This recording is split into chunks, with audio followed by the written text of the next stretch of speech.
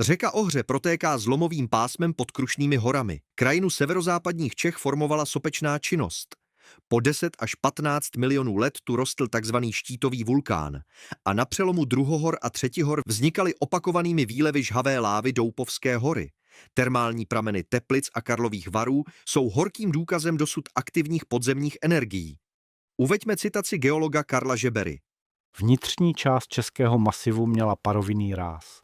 Život se zde rozvíjel a probíhal v klidu.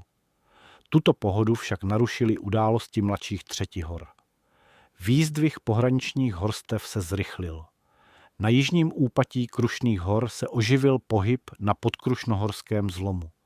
Zatímco hory podél tohoto zlomu vystupovaly, bažinaté pánve podél něho naopak klesaly. Obdobné poklesy se projevily také v Poohří. Tyto pohyby probíhaly po dobu několika milionů let a provázela je častá zemětřesení i mohutná sopečná činnost v pásmu jižně od podkrušnohorských kotlin. Příroda zde připravila velkolepý ohňostroj.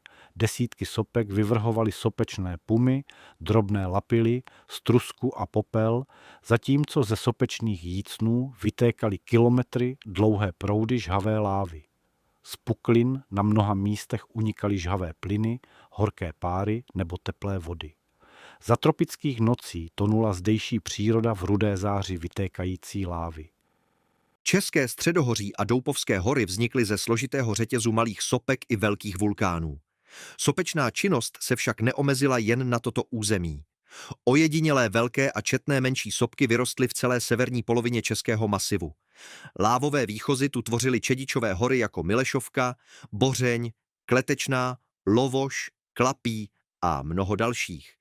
Také památný Říp je někdejší sopkou. Pod horou Říp se potkávají vody Labe, Vltavy i Ohře, které v minulosti plnily obrovské vnitrozemské jezero zaujímající Polabskou nížinu. Hladina tohoto jezera se hlubokým kanionem Ohře setkávala s menším jezerem v Chebské pánvi. Vulkanická aktivita na počátku čtvrtohor však ustala a život v Podkrušnohoří se opět sklidnil. Před asi 700 000 lety do Evropy a k vyhaslému Řípu přicházejí první skupiny primitivních lidí rodu Homo erectus, člověk vzpřímený.